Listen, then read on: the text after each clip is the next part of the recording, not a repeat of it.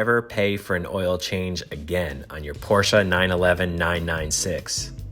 Stick around and I'll show you how to do it yourself. Yes, you're going to save a bunch of money on oil changes, especially since this engine takes 9 quarts of synthetic oil. But besides the money saved, it's just fun to work on your own car.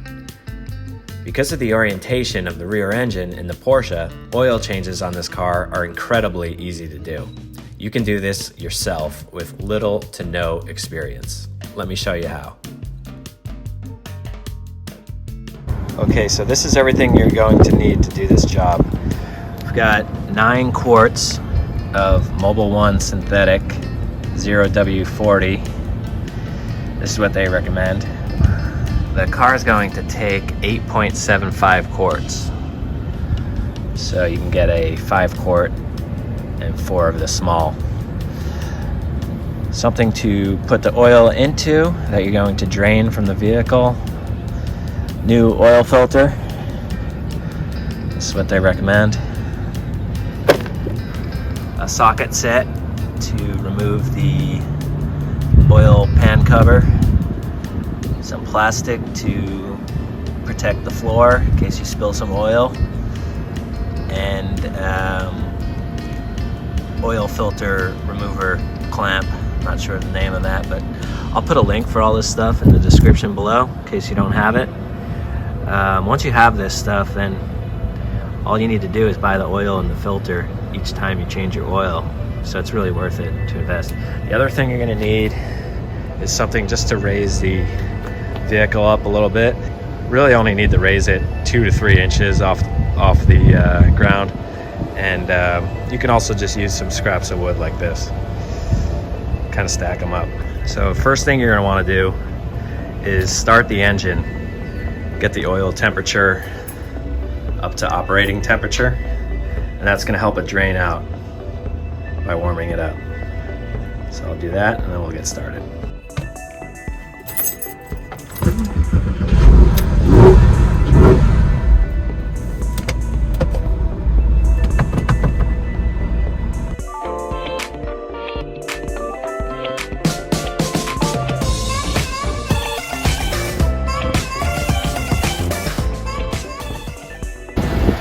Okay, so the engine's warmed up, I've got the plastic set up, and now I can just back it up over the wood and the ramps so I can get below and remove the oil pan.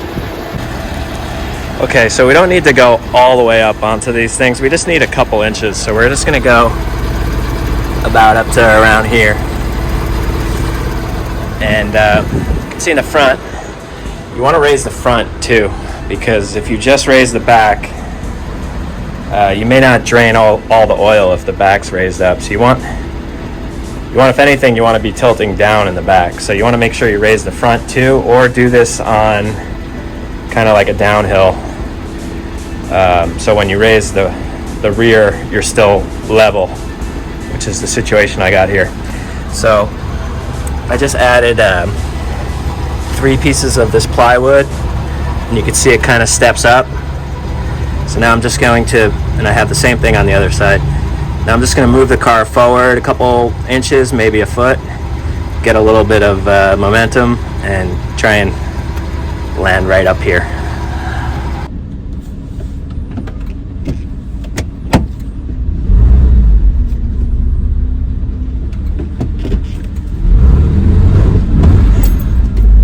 That's it.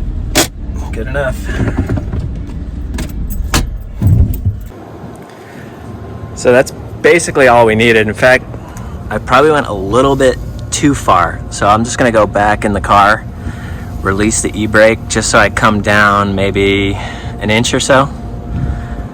Just so we're still level here. So everything drains out properly. So we don't even need to turn the car on for this. We're just gonna release the e-brake just a little bit. Just try and come down just an inch. Don't wanna go too far. So then we're gonna have to do this all over again.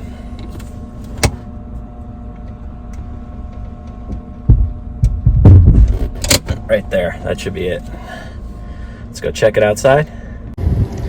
Okay, that looks great. We're still level. That should work out just fine. And now, next step, there's a little cover covering the oil pan that we're going to remove with the socket set here. So underneath here, I just have these two 11mm bolts, one here and one on the other side. We're going to remove those with the socket wrench. You want to have the engine warmed up enough that the oil has a higher viscosity, so or I guess lower viscosity, so it'll drain out better. But you don't want to warm the engine up too much where your exhaust and everything's so hot that you can't work under here. So it's kind of a balance. So you may need to let it cool down for a minute or two before you can get in here and start working. Okay, so I've got the cover removed here, and you can see under here there's a little drain plug which will require a Allen key to remove.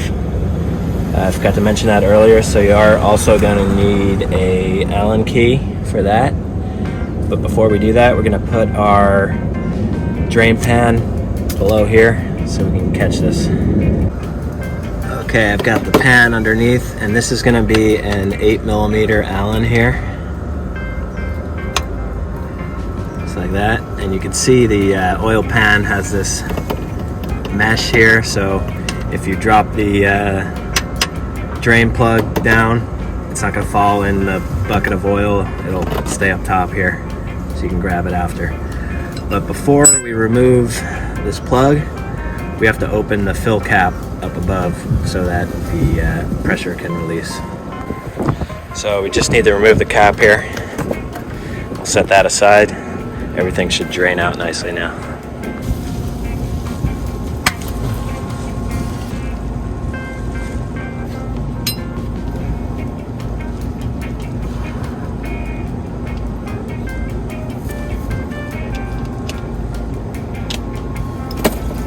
There we go. You can see now why you want the plastic down. It's a little messy.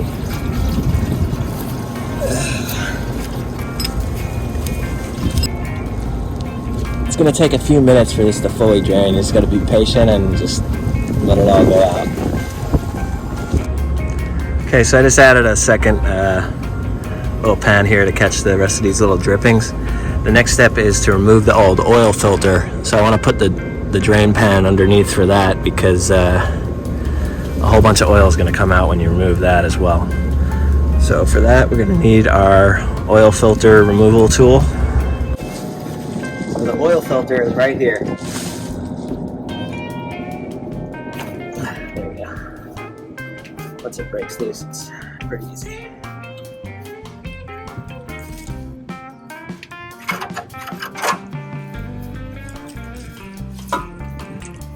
Once you get it started, you can do this by hand.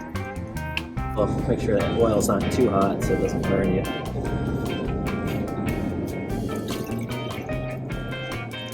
That's that. So here's your old filter, here's your new filter, and it comes with the two rings. Just gonna pop this out, and when you pop it out, it's a good time. You can kind of look through it, make sure there's no metal shavings or anything. Make sure you don't have any problems going on with the engine. Now we're just going to remove this little ring here. Put the new one on.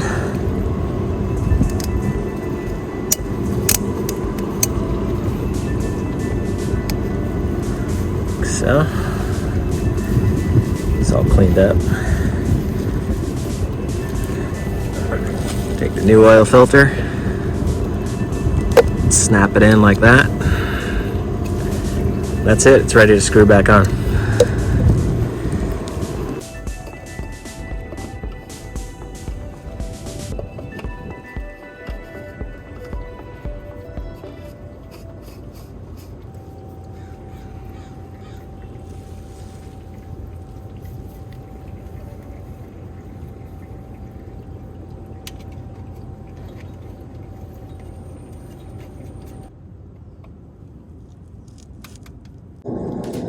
So they do recommend you change your drain plug every time you change your oil.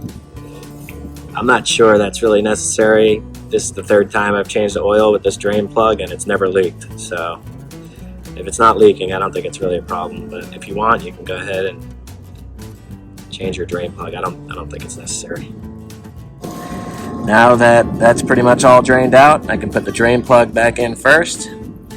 Got the oil filter in already, and then we can start filling her up. Also, you're going to need a little funnel, and make sure you've cleaned it out with a rag. Don't want to be putting any dirt into the nice clean oil. And for here, the oil fill line here actually pops out. Set it up like that, makes it a little easier for the oil to go down.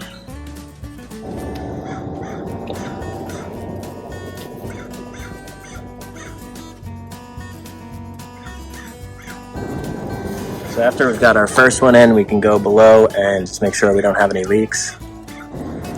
Okay, so I've got the 3 small ones in.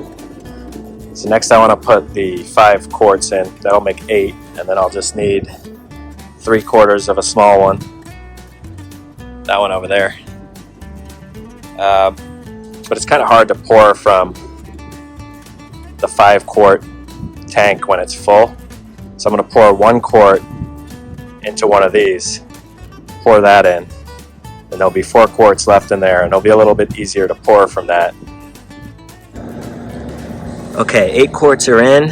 I'm going to put the 9th bottle here. I'm going to put half of this in.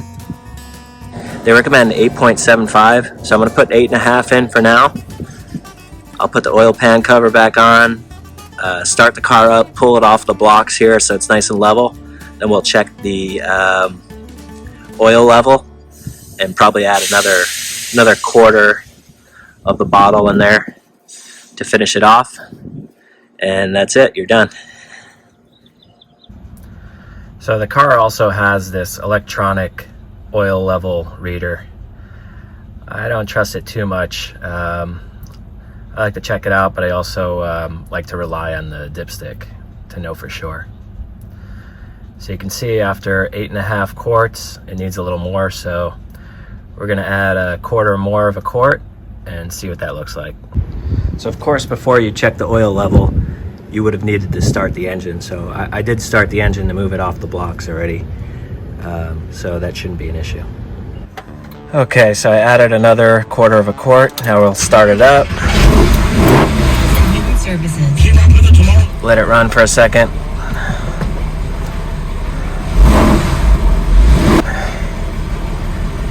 And we can shut it off now and check the level.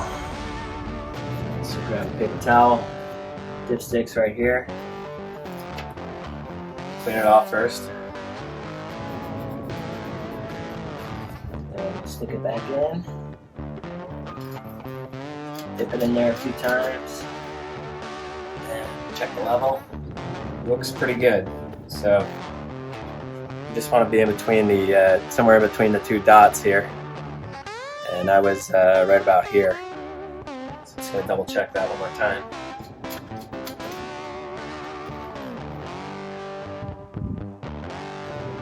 So now that we've checked the dipstick, we can double check it with the electronic one inside. Okay, so you can see we're between the bars there, so that's good. Anywhere between those 2 lines, you're good to go. Don't worry about trying to get it exactly in the center of those 2 bars.